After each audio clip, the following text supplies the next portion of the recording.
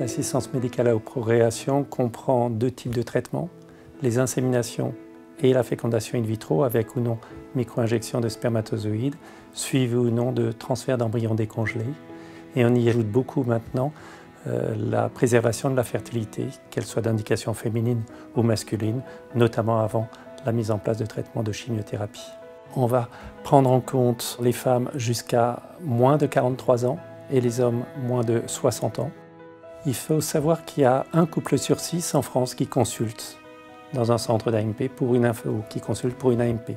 Et si on prend les indications générales, c'est globalement 40% des indications sont d'ordre féminine, essentiellement, 40% d'ordre masculine, et dans 20% des cas, il y a à la fois une forte connotation féminine et masculine pour expliquer ce qui est l'infertilité, l'infécondité, qui est donc une pathologie, puisque ce couple, hommes et femmes, n'ont pas réussi à concevoir dans un délai d'1 an, sans contraception. Dijon est réputé depuis maintenant plusieurs années, puisque globalement les taux de succès, c'est-à-dire d'accouchement par tentative, sont supérieurs de plus de 50% par rapport aux données nationales. On sait en France qu'il y a à peu près 150 000 cycles qui sont réalisés chaque année, d'insémination, de fécondation in vitro, de transfert d'embryons décongelés, et qui va permettre la naissance d'à peu près 25 000 nouveau-nés chaque année.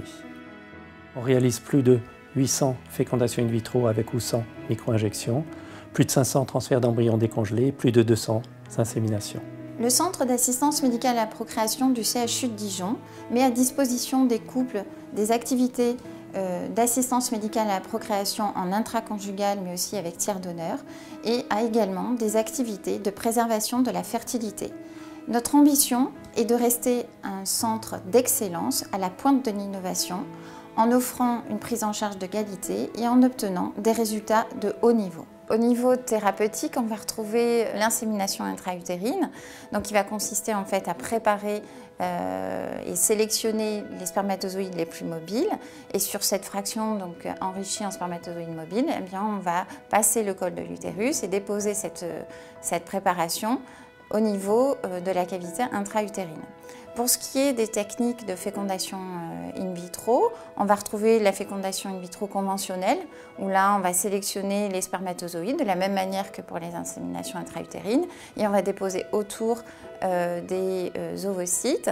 Et pour ce qui est de la fécondation in vitro avec micro-injection, donc qui est plutôt réservée dans des situations où on a très peu de spermatozoïdes mobiles, eh bien là on va sélectionner un spermatozoïde qu'on ira déposer dans l'ovocyte qui sera donc débarrassé des petites cellules autour de cet ovocyte. Les étapes ensuite ultérieures donc, nécessitent de laisser les embryons se développer en culture, et cela jusqu'au 2e, 3e, voire 5e, 6e jour. On va pouvoir ainsi choisir un embryon sur l'ensemble des embryons obtenus et déposer dans la cavité utérine. Et 14 jours après, la patiente réalisera un test sanguin pour vérifier si elle est enceinte ou non. Notre réussite découle de l'étroite collaboration entre les unités cliniques et biologiques. Effectivement, nous avons la chance au CHU de Dijon d'avoir des équipes très impliquées, totalement dynamiques, avec un haut niveau de formation et de compétences, ce qui permet en fait d'avoir une prise en charge adaptée et de qualité, et cela à tous les niveaux.